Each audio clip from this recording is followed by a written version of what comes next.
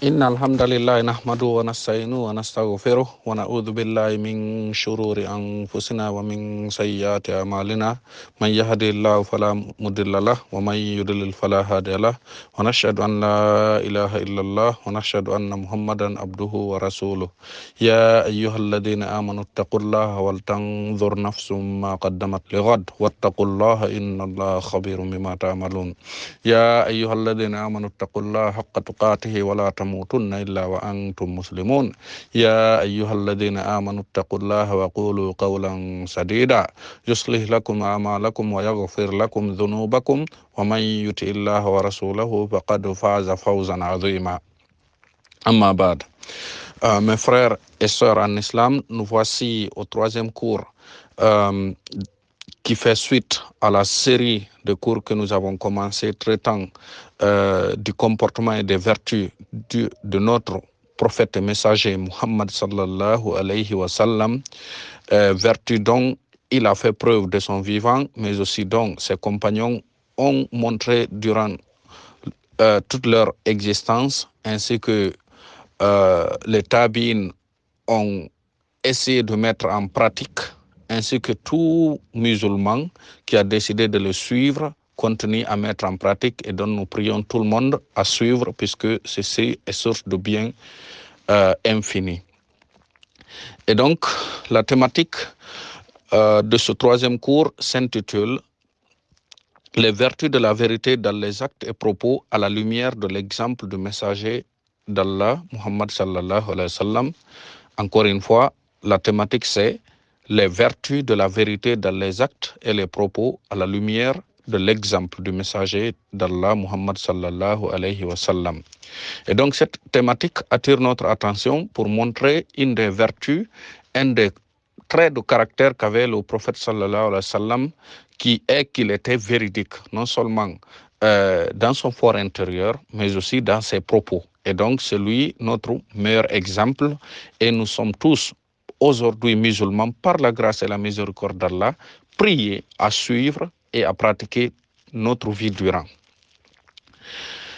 Et donc, nous allons expliquer cette vertu à travers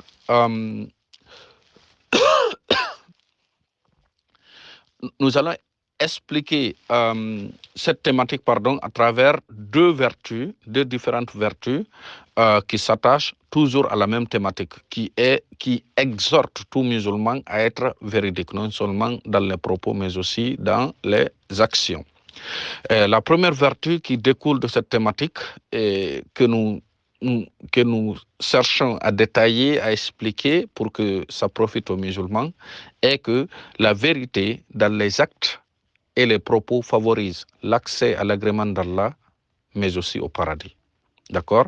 La vérité, c'est-à-dire le fait de dire la vérité en toutes circonstances, non seulement dans les actes, mais aussi dans les propos, nous permettra d'avoir accès à l'agrément d'Allah subhanahu wa ta'ala, qui est le bienfait incommensurable, mais aussi au paradis, qui est la finalité de tout musulman bien intentionné.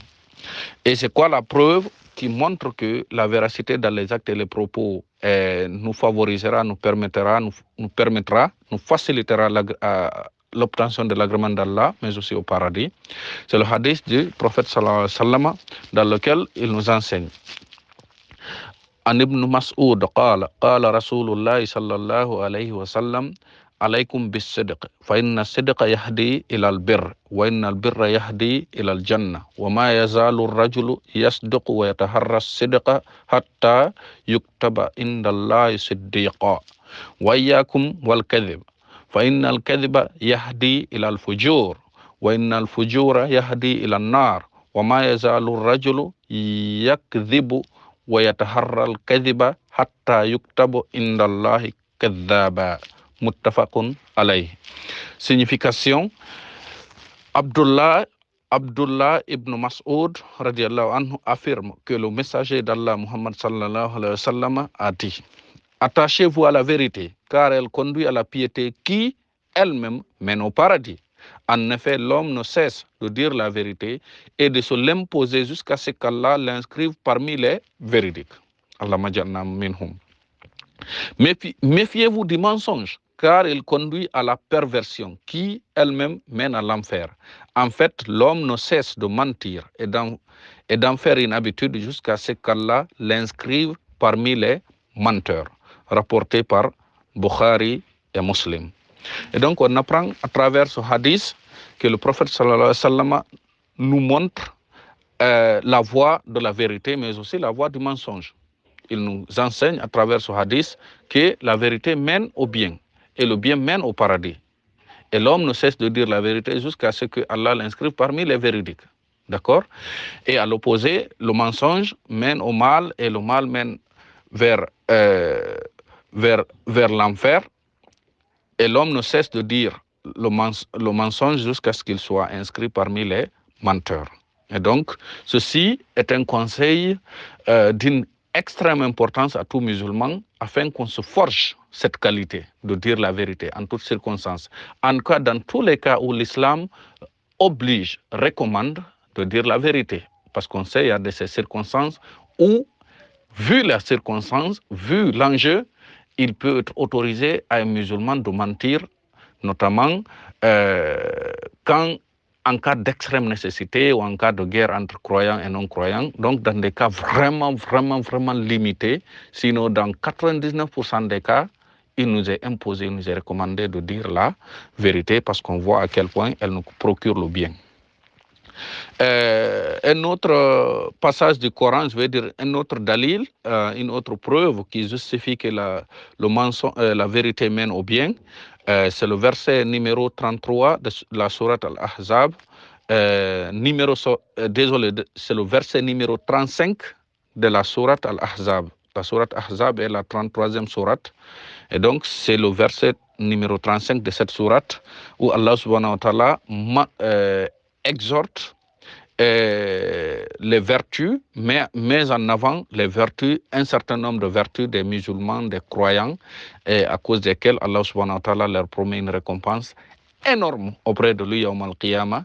Et parmi ces vertus, on verra qu'il y a le fait d'être véridique. Ça justifie à suffisance par la grâce et la miséricorde d'Allah que ces véridiques soient admis dans les stations les plus élevées au paradis. Et Allah nous enseigne dans ce verset Innal muslimina wal muslimati wal mu'minina wal mu'minati wal qanitina wal qanitat was sadiqina was sadiqati was sabirina was sabirati wal khashina wal khashiati wal mutasaddiqina wal mutasaddiqat والمتصدقين والمتصدقات والصائمين والصائمات والحافظين فروجهم والحافظات والذاكرين الله كثيرا والذاكرات أعد الله لهم مغفرة وأجرا عظيما. Signifiant en français les musulmans et les musulmanes, les croyants et les croyantes, les obéissants et les obéissantes, les loyaux et les loyales, les endurants et les endurantes, les craignants et les craignantes, les donneurs et les donneuses d'aumône, les jeûnants et les jeûnantes, les gardiens de leur chasteté et les gardiennes, invocateurs souvent d'Allah et invocatrices. Allah a préparé pour eux un pardon et une énorme récompense. Et donc, on voit à quel point Allah nous exhorte à travers ce verset à faire partie des gens du bien. D'accord? Toutes ces qualités et parmi lesquelles il y a le fait d'être véridique, ça mène vers le paradis. Deuxième vertu qui découle de la thématique, c'est-à-dire deuxième vertu qui justifie à suffisance que le fait d'être véridique mène au paradis, mène au bien, mène au succès, est la suivante. La véracité dans les actes et propos entraîne l'accroissement de la foi des croyants, leur pleine soumission à l'islam et leur pleine et entière récompense incombe à Allah subhanahu wa ta'ala. Subhanallah. Je répète, la deuxième vertu qui découle de notre thématique est que la vérité, le fait d'être véridique dans les actes et les propos, entraîne l'accroissement de la foi des croyants. C'est-à-dire le fait d'être véridique a pour conséquence le fait que Allah accroisse la foi de celui qui dit la vérité, c'est-à-dire des véridiques, leur pleine soumission à l'islam. Donc le fait d'être véridique dans les propos mais aussi dans les actes entraîne une certaine soumission, une pleine et entière soumission Et bien entendu, leur pleine et entière récompense incombe à Allah. Allah a promis, Allah a décidé de les récompenser. Et donc, c'est quoi les preuves qui justifient à suffisance ce qu'on vient d'affirmer? Ce sont les versets 22, 23 et 24 de la sourate Al-Ahzab. Sourate Al-Ahzab, c'est la sourate numéro 33 du Coran. Et ce sont les versets 22, 23 et 24 qui justifient ce qu'on vient d'affirmer, c'est-à-dire que la vérité dans les actes et propos entraîne l'accroissement de la foi des croyants, mais aussi leur pleine et entière soumission à l'islam. Et Allah leur promet une récompense énorme. Donc, lisons ces versets et essayons de les traduire pour essayer, pour conclure par expliquer en quoi nous sommes exhortés à travers ces sources coraniques à être véridiques. Allah subhanahu wa ta'ala nous enseigne وَلَمَّا رَأَى الْمُؤْمِنُونَ الْأَحْزَابَ قَالُوا هَذَا مَا وَعَدَنَا اللَّهُ وَرَسُولُهُ وَصَدَقَ اللَّهُ وَرَسُولُهُ وَلَمَّا رَأَى الْمُؤْمِنُونَ الْأَحْزَابَ قَالُوا هَذَا مَا وَعَدَنَا اللَّهُ وَرَسُولُهُ وَصَدَقَ اللَّهُ ورسوله وما زادهم إلا إيمانا وتسليما من المؤمنين رجال صدقوا ما عاهدوا الله عليه فمنهم من قضى نهبه فمنهم من قضى نهبه ومنهم من ينتظر وما بدلوا تبديلا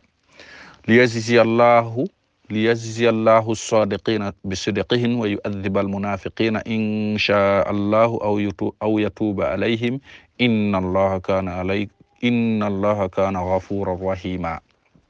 Signifiant en français, et quand les croyants vinrent les coaliser, ils dirent, voilà ce qu'Allah et son messager nous avaient promis. Et Allah et son messager disaient la vérité. Et cela ne fit qu'accroître leur foi et leur soumission. Il est parmi les croyants des hommes qui ont été sincères dans leur engagement envers Allah. Certains d'entre eux ont atteint leur fin et d'autres attendent encore. Ils n'ont varié aucunement dans leur engagement, afin qu'Allah récompense les véridiques pour leur sincérité et châtie, s'il veut, les hypocrites ou accepte leur repentir. Car Allah est pardonneur et miséricordieux. Et donc, on voit à travers cette série de versets, c'est-à-dire les versets numéro 22, 23 et 24 de la sourate Al-Ahzab, sourate numéro 33, qu'Allah subhanahu wa ta'ala nous explique ici ce qui s'est passé. Qu'Allah subhanahu wa ta'ala nous explique ici l'importance de la véracité à travers cette conversation que les croyants ont tenue lorsqu'ils virent les coalisés, c'est-à-dire les ennemis, à la rencontre des ennemis. Parce que Allah et son messager leur avaient fait savoir que, attention, vous êtes devenus musulmans, mais vous allez rencontrer des difficultés, vous allez être testés, d'accord? Vous allez être éprouvés, vous allez rencontrer des difficultés, et donc vous avez intérêt à rester ferme, à rester véridique et à patienter, à supporter, ainsi vous aurez le bien. Et donc le succès vient après la difficulté. Maintenant, quand les mécréants, les polythéistes se sont unis pour venir finir avec les musulmans qui étaient à Médine, parce que le contexte c'est à Médine, et donc ils ont fait une coalition pour venir tuer le prophète sallallahu alayhi wa sallam ainsi que tous ses compagnons, éteindre l'islam en gros. Et donc quand ils ont vu tout ceci venir, c'est là où les gens se sont distingués. Ceux qui étaient véridiques, c'est-à-dire les compagnons, d'accord, qui étaient véridiques, ils ont dit voilà ce que Dieu avait promis. Et Allah et son messager ont été véridiques. Par contre, les hypocrites, les menteurs, ceux qui n'avaient pas la foi, ils faisaient croire qu'ils étaient musulmans, ils étaient avec le prophète, ils le soutenaient, etc. Mais ils étaient menteurs. Ils faisaient ça juste pour ne pas être tués, ou pour préserver leur vie, ou bien pour avoir le droit de faire du commerce avec les musulmans ou d'épouser les femmes musulmanes, etc. En tout cas, c'est pour des intérêts de ce monde. Et donc, lorsque les ennemis sont venus les encercler, ils voulaient tuer et éliminer tous les habitants de Médine, tous ceux qui croyaient au sein de Médine.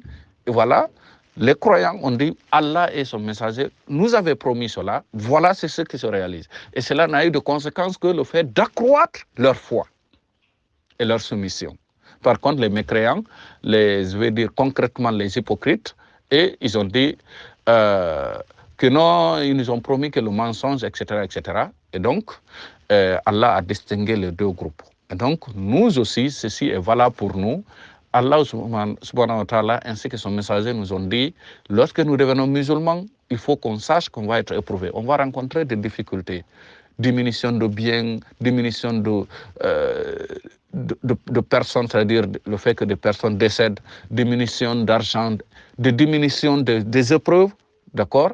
Et maintenant, Allah annonce la bonne nouvelle à ceux qui patientent, ceux qui sont vraiment endurants, et c'est cela la logique. Donc, n'est pas musulman quiconque affirme être musulman, n'est pas croyant quiconque prétend l'être, c'est celui qui accepte, c'est celui qui l'affirme, non seulement dans son cœur, celui qui le croit dans le cœur, l'affirme à travers la parole, mais aussi se comporte conséquemment, c'est-à-dire concrétise un comportement qui confirme ce qu'il a pensé dans le cœur, mais aussi ce qu'il a avancé par les propos. Nous croyons à Allah subhanahu wa ta'ala, ainsi qu'aux 6 piliers de la foi, on va dire, la croyance en Allah bien sûr fait partie. Et donc, les difficultés que Allah et son messager ont promis, les tests, nous acceptons qu'elles vont arriver, qu'on va les vivre, mais on promet de patienter et seulement, et à ce prix-là seulement, nous serons victorieux et Allah subhanahu wa ta'ala va nous admettre dans son paradis et va nous accorder tout le bien qu'il nous a promis dans les différents passages du Coran. Wa jazakumullahu khair. Assalamu alaikum wa rahmatullahi wa barakatuh.